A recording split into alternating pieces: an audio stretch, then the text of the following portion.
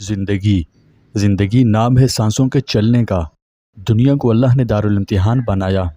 ایک دنیا کی زندگی ہے اور ایک آخرت کی۔ جو دنیا کی زندگی ہے یہاں ہر انسان کو آزمائشوں کی سخت راہوں سے نہ چاہتے ہوئے بھی گزرنا ہی پڑتا ہے، کیونکہ یہ امتحان کی جگہ ہے۔ جبکہ آخرت کی زندگی جو ہمیشہ ہمیشہ والی ہے، وہاں موت کو بھی موت آ چکی ہوگی، موت نام کی کوئی چیز نہ ہوگی۔ نیک لوگ خوب عیش و عشرت اور آرام سے رہیں گے، انہیں ہر نعمت میسر ہوگی۔ اخروی زندگی میں بیماری، پریشانی، غم، دکھ، درد، مصیبت، آزمائش اور تکلیف نام کی کوئی شے نہیں ہوگی۔ جو وہاں کامیاب ہو گیا، اللہ کی قسم اس کی ابدی زندگی عیش و عشرت میں گزرے گی۔ لیکن اس عظیم الشان دولت کو پانا اتنا آسان نہیں۔ اس کے لیے دنیا کی زندگی کو بطور امتحان بنایا، تاکہ انسان اس دنیا کی زندگی میں جو عمل کرے، جو کام کرے، اسی کے مطابق آخرت میں معاملہ کیا جائے گا۔ اب اگر انسان نیک اعمال کرے، اللہ کو خوش کرنے والے کام کرے، تو اللہ راضی ہوگا۔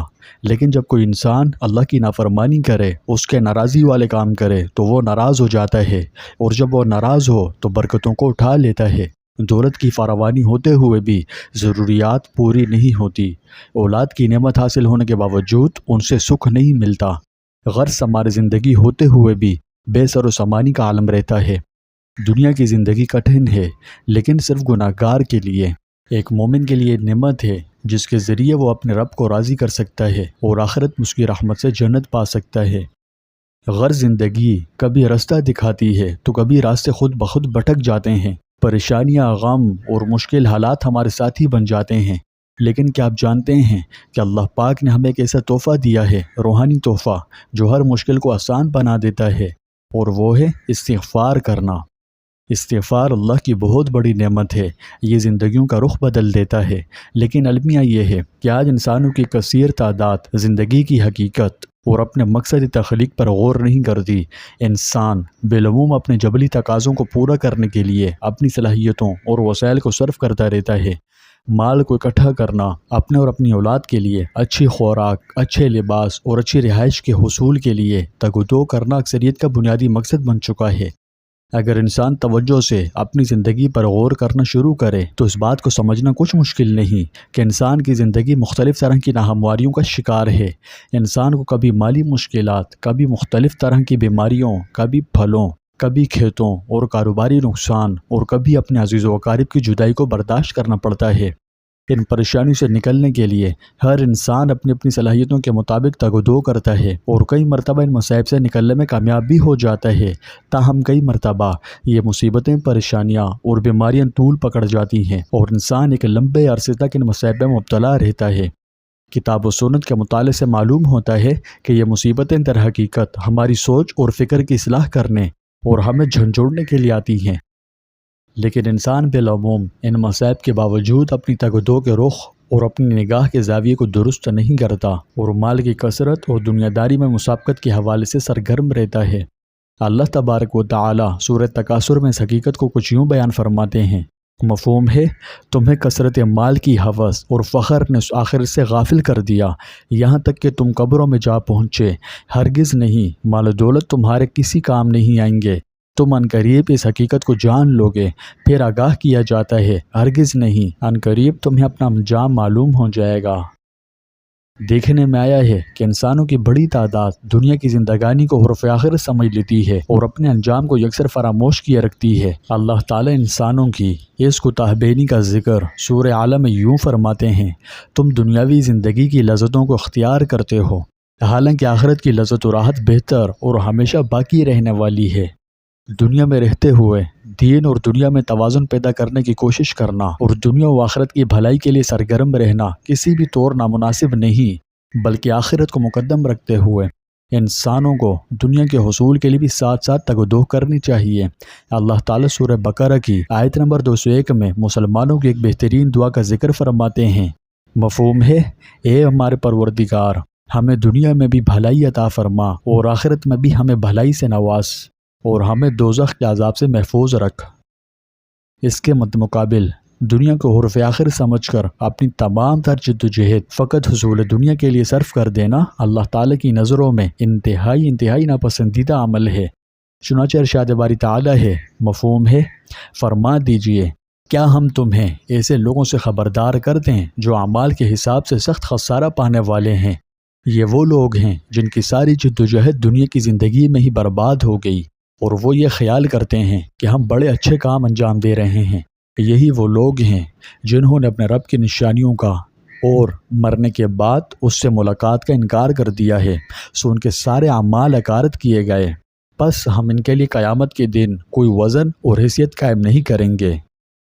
زندگی کی حقیقت جہاں باریک بینی سے کتاب و سنت کے مطالعے سے واضح ہوتی ہے، وہیں انسان کی زندگی میں آنے والے نشیب و فراز بھی انسان کی رہنمائی اسی حقیقت کی طرف کرتے ہیں۔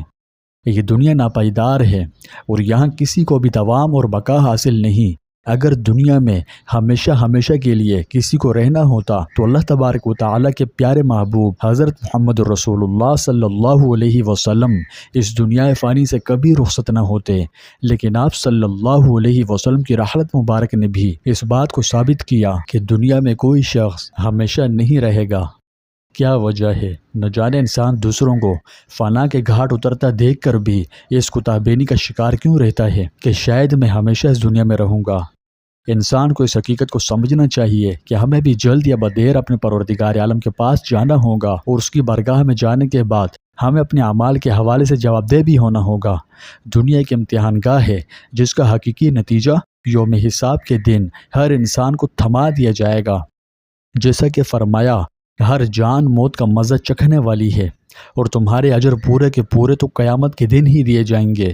بس جو کوئی دوزخ سے بچا لیا گیا اور جنت میں داخل کیا گیا وہ واقعتاً کامیاب ہو گیا، اور دنیا کی زندگی دھوکے کے مال کے سوا کچھ بھی نہیں۔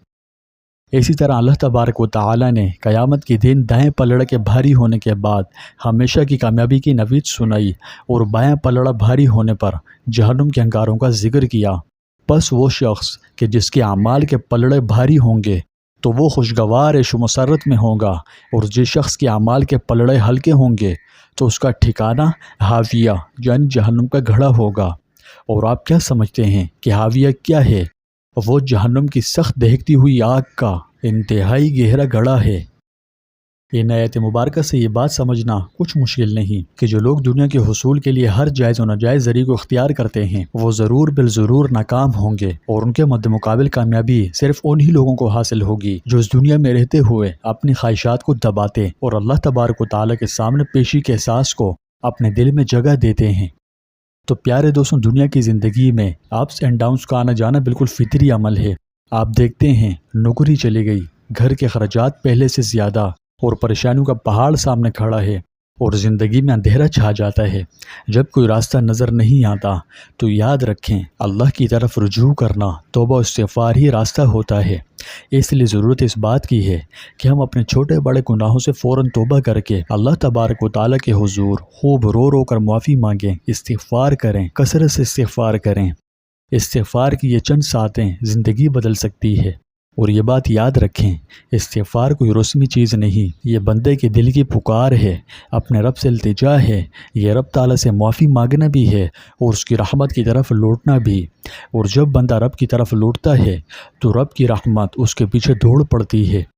میں چاہتا ہوں کہ آپ اس بات کی بہتر وضاحت کے لیے سورہ نوح کی 10 تا 12 آیات سماعت فرمائیں۔ فَقُلْتُ اسْتَغْفِرُوا رَبَّكُمْ إِنَّهُ كَانَ غَفَّارًا يُرْسِلِ السَّمَاءَ عَلَيْكُمْ مِدْرَارًا وَيُمْدِدْكُمْ بِأَمْوَالٍ وَبَنِينَ وَيَجْعَلْ لَكُمْ جَنَّاتٍ وَيَجْعَلْ لَكُمْ أَنْهَارًا۔ مفہوم ہے، اپنے رب سے معافی مانگو، بے شک وہ بڑا بخشنے والا ہے، وہ تم پر کثرت سے بارش برسائے گا اور تمہارے مال اور اولاد میں اضافہ کرے گا، اور تمہارے لیے باغات پیدا کرے گا اور نہریں جاری فرمائے گا۔ اس سے معلوم ہوا کہ تم استغفار کرو، اللہ فرماتے ہیں میں تمہیں بخش دوں گا، تمہیں رزق دوں گا، تمہیں سکون دوں گا۔ پھر کیوں نہ آج سے ہی اپنی زندگی کا معمول بنا لیں اور کثرت سے پڑھیں استغفر اللہ الذی لا الہ الا هو الحی القیوم واتوب الیہ۔ یا اگر یہ نہ پڑھ سکتے ہوں تو صرف اتنا پڑھ لیجئے استغفر اللہ استغفر اللہ استغفر اللہ۔ پیارے دوستوں، اس ویڈیو سے آپ نے کیا سیکھا کہ استغفار مشکلات کو آسان بناتا ہے، اندھیرے میں روشنی دکھاتا ہے۔ تو پھر انتظار کیسا؟ ابھی اپنے رب کے حضور توبہ و استغفار کریں اور اس کی رحمت سے جڑ جائیں، اور دیکھیں کیسے برکتوں کے دروازے آپ کے لیے کھلتے ہیں اور زندگی کیسے بدلتی ہے۔ اللہ تبارک و تعالیٰ سے دعا ہے کہ وہ ہر موڑ پر ہماری رہنمائی کرے اور ہمیں ان لوگوں میں شامل فرمائے جو دنیا سے اس انداز میں رخصت ہوں کہ اخروی کامیابی کی نوید ان کو بوقت رخصت ہی سنائی جا رہی ہو، اور ہمیں ناکام اور نامراد لوگوں میں شامل ہونے سے بچا لے۔ پیارے دوستوں، آپ ثواب کی نیت سے استغفر اللہ پڑھ کر کومنٹ میں بھی ایک بار استغفر اللہ ضرور لکھیں، اور اس ویڈیو کو صدقہ جاری سمجھتے ہوئے زیادہ سے زیادہ لوگوں کے ساتھ شیئر کریں، کیونکہ نیکی بانٹنے سے بڑھتی ہے۔ اللہ پاک ہمارا حامی و ناصر ہو۔